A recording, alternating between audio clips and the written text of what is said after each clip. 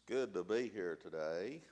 And thank you all for coming to Sunday school this morning. Pretty good crowd for a vacation week. I guess a lot of schools are on fall break. Is that right? So anyway. But for today's lesson, I want to start off with a picture. Cody, can you put that picture up there?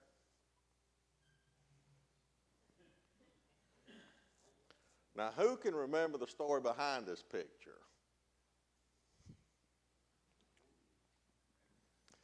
This is that story between the race between a tortoise and a hare. Now, let's refresh our little childhood memory, Dale, about this, because it's about this rabbit. You know, he thought he was the fastest animal in the forest. And he made sure that everybody knew it. He would go around bragging about his speed and his ability to run. And every time he told somebody, he would challenge them to a race just to prove how fast he really was. And one day he was talking to a turtle. And when he challenged this turtle to a race, this turtle accepted it. This was way too much for this rabbit.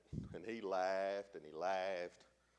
He knew that there was no way that this turtle could ever beat him in a race. So he made a big deal out of it. You know, he invited all the other animals to this race to prove a point.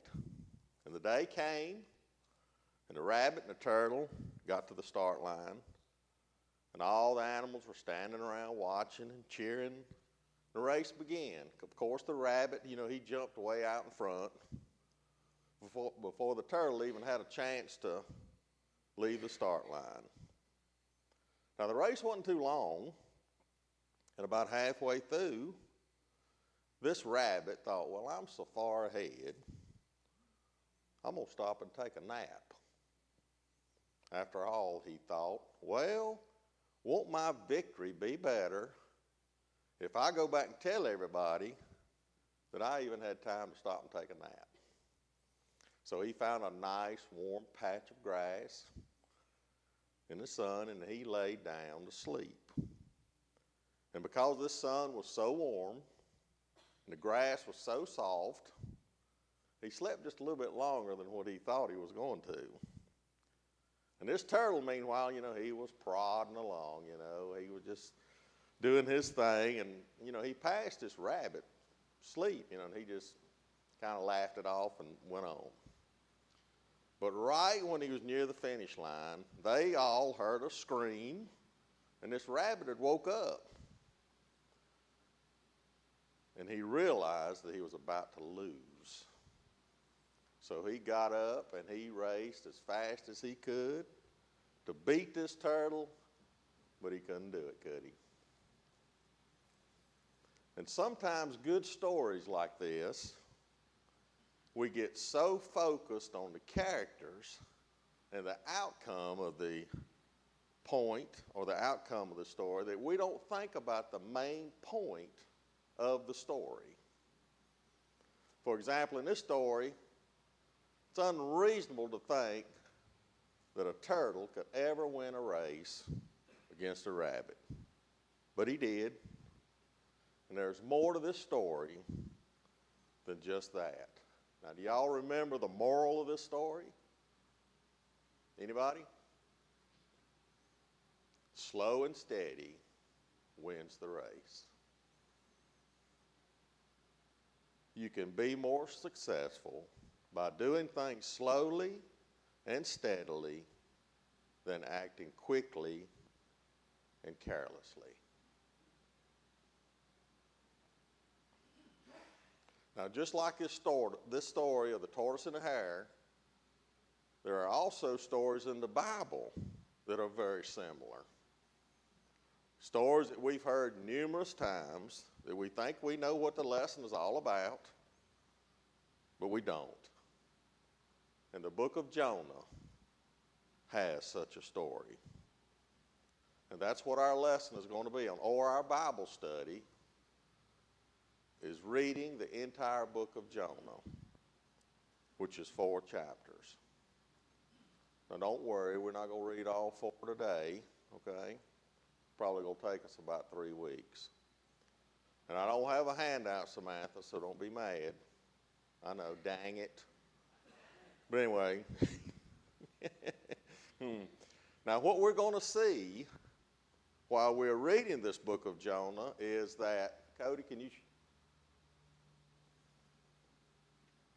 It's more than a story about a man who was swallowed by a fish. That's what we remember about this story, don't we? That's all we remember. But actually, it's the story about the disobedience of Jonah and how God showed grace and mercy. And it also shows us a full picture of God's love and compassion. And it makes us realize that, hey, no one is beyond redemption. Now, before we actually dive right into Jonah, let's look at the historical setting and background of Jonah. Jonah was a prophet in Israel. In fact, he was a well-known and well-respected prophet. And he had prophesied that Israel would grow and expand its boundaries, and that was actually happening. And on top of this, Israel was in the beginning stage of an economic boom. It was a good time for Israel. There was excitement in the air. Money was pouring in from all sides. People were getting rich. So Jonah, he was basically a celebrity. And since he had God on his side, everyone was thinking that, hey, maybe now God is going to bless Israel as one of the most prominent nations in the world, and they would receive their inheritance. But then there was only one problem. Israel was a great nation, but over in the east, across from the desert, another nation, Assyria, was beginning to grow strong also. In fact, it can be argued that Assyria was almost as strong and rich as Israel. In a sense, Israel and Assyria was in competition. They were rivals. If either one grew more than the other, it would be a war. And only one nation would survive. And remember this while we're reading this story. The capital city of Assyria will be Nineveh. So this brings us up to the story, and let's all turn to the book of Jonah. It's about 3/4 of the way through the Bible before you get to the 4 Gospels.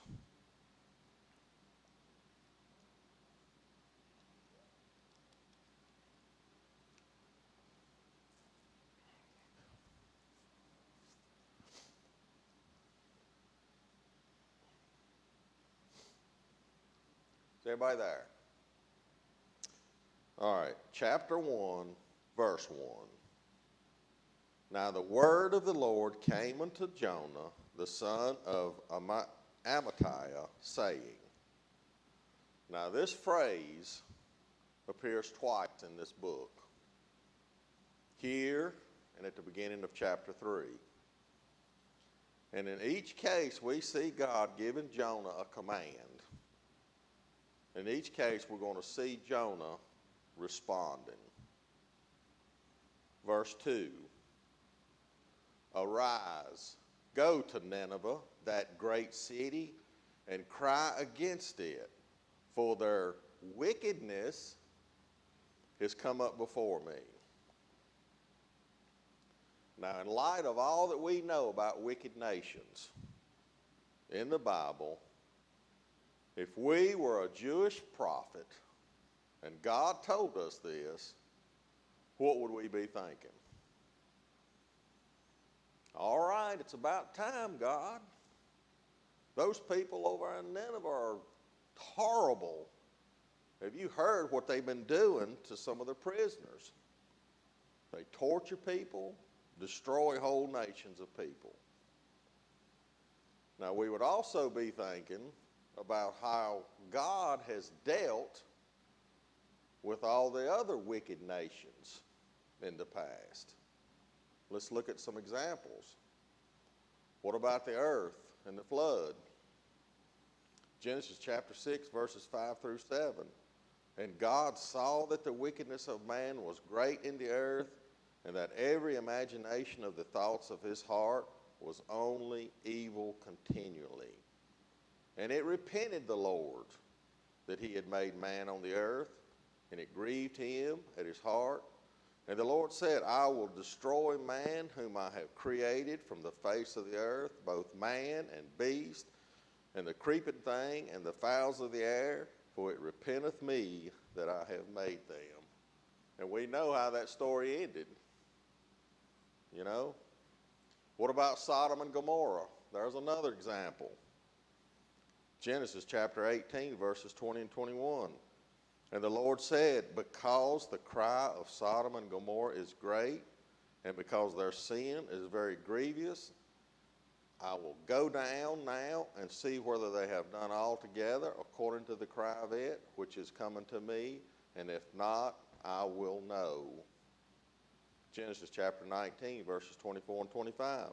Then the Lord rained upon Sodom and upon Gomorrah brimstone and fire from the Lord out of heaven, and he overthrew those cities and all the plain and all the inhabitants of the cities and that which grew upon the ground. Another good example of what he does with wicked nations. And what about the wicked nations that were living in Canaan when the Israelites came in to conquer the land? Exodus chapter 23, verses 23 and 24.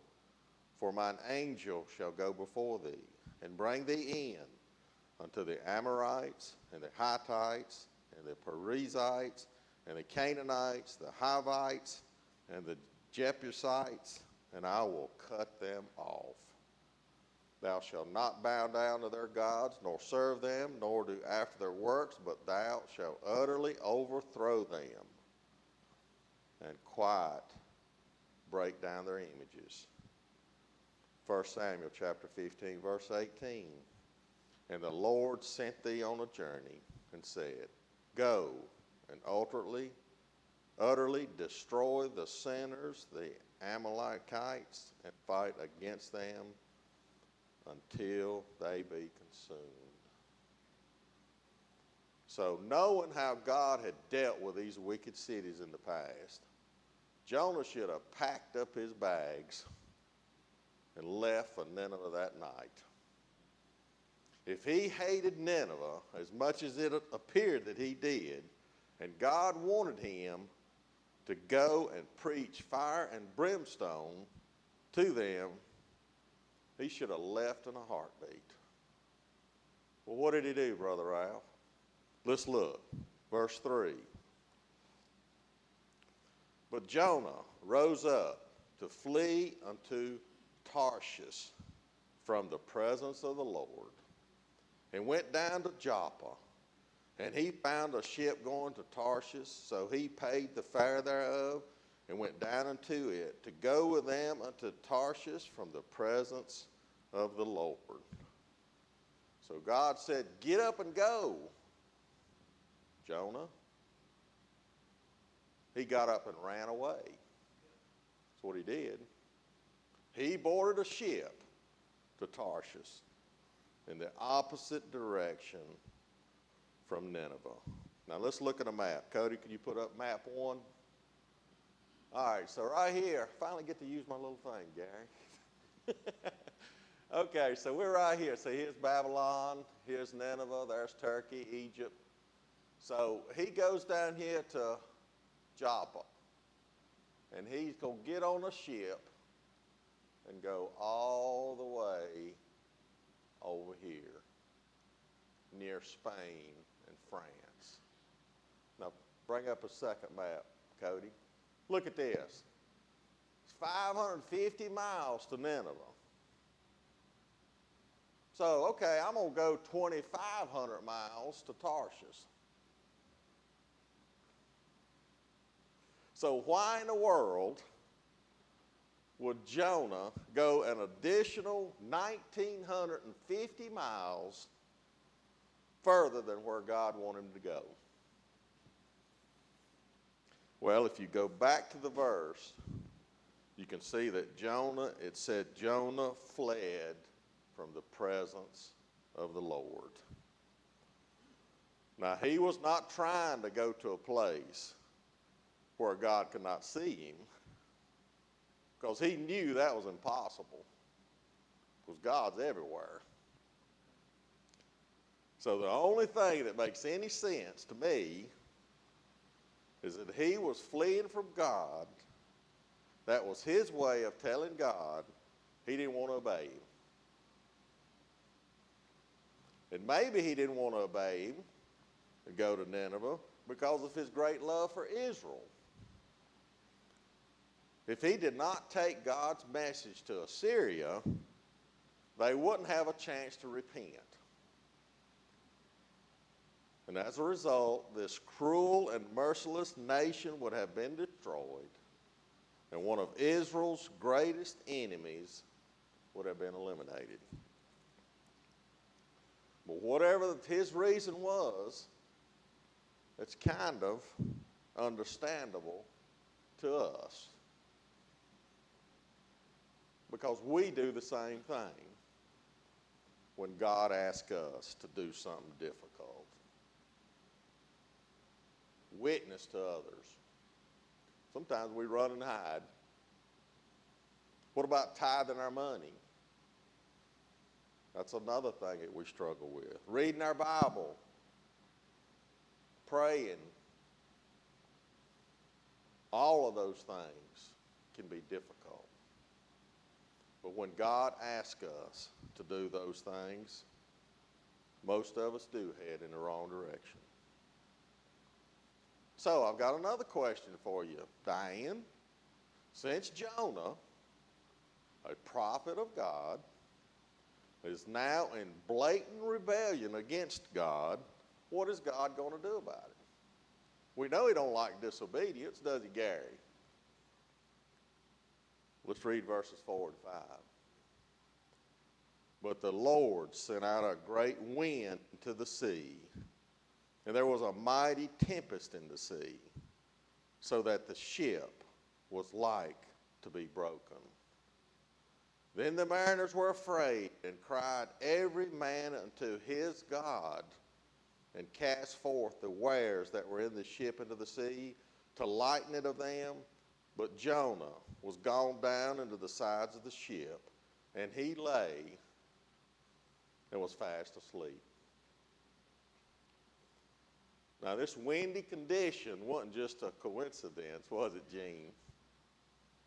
God sent that.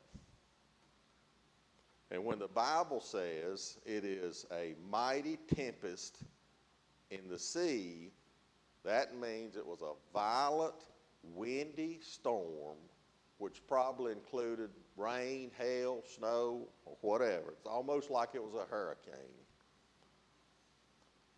And we have to keep in mind that these sailors, they were expert sailors from Tarshish. They were not amateurs. They had been in situations like this before. But this storm was so bad, they were terrified. So terrified that they throwed all their cargo overboard. And this cargo probably was gold, silver, jewels, spices, even some exotic animals. Whatever it was, this was their job to take this cargo, and they were going to be paid for it. And if they threw it out, they knew that their whole salary was going to be gone. So these sailors had to be scared and feared for their lives.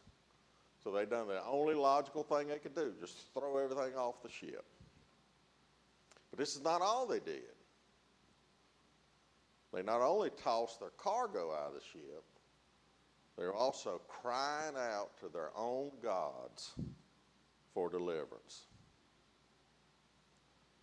Now, while these sailors were praying to their gods, what's Jonah doing? Is he praying to his God? Well, he actually had gone down in the bottom of the ship, laid down, and was fast asleep. And you have to ask ourselves, how can a Jonah be sleeping through all this storm? In fact, that was the exact question that the captain went and asked him in verse 6. So the shipmaster came to him and said unto him, What meanest thou, O sleeper? Arise, call upon thy God, if so be that God will think upon us, that we perish not. So does Jonah wake up and start praying? No. Even though all these sailors were calling on their own specific gods, and even though the captain pleads with him to call on his God, we don't see him doing it. It actually looks like Jonah don't care if every one of them dies. And it seems like he wants to die as well. So the next thing to happen is these sailors resort to an old custom they have, kind of like drawing straws, kind of like what we do, to see which God is responsible for this calamity. Verse 7. And they said every one to his fellow, Come, and let us cast lots, that we may know for whose cause this evil is upon us.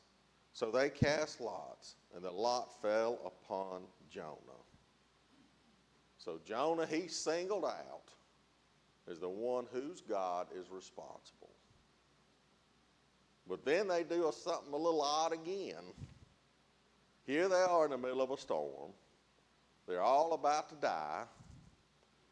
And they take a break and start playing a little game of 20 questions. Verse 8. Then said they unto him, Tell us, we pray thee, for whose cause this evil is upon us? What is thine occupation? That's a funny thing to be asking somebody when you're about to die. And whence comest thou? What is thy country? Why is all this important right now, Dale? And of what people art thou? They ask every question that they could think of in order to hopefully determine why Jonah's God is sending this storm. Now remember, this storm is still raging. The boat is about to break apart. And here we've got some idle conversation on a cruise ship during a thunderstorm. This is a life and death situation. And Jonah, he answers their questions in verse 9. And he said unto them, I am an Hebrew, and I fear the Lord, the God of heaven, which hath made the sea and the dry land. He tells the people that he's from and the name of his God. He also tells them that his God created the sea and the land, so he could also create this storm. Verse 10 and 11. Then were the men exceedingly afraid, and said unto him, Why hast thou done this? For the men knew that he fled from the presence of the Lord, because he had told them. Then said they unto him, What shall we do unto thee, that the sea may be calm unto us? For the sea wrought and was tempestuous.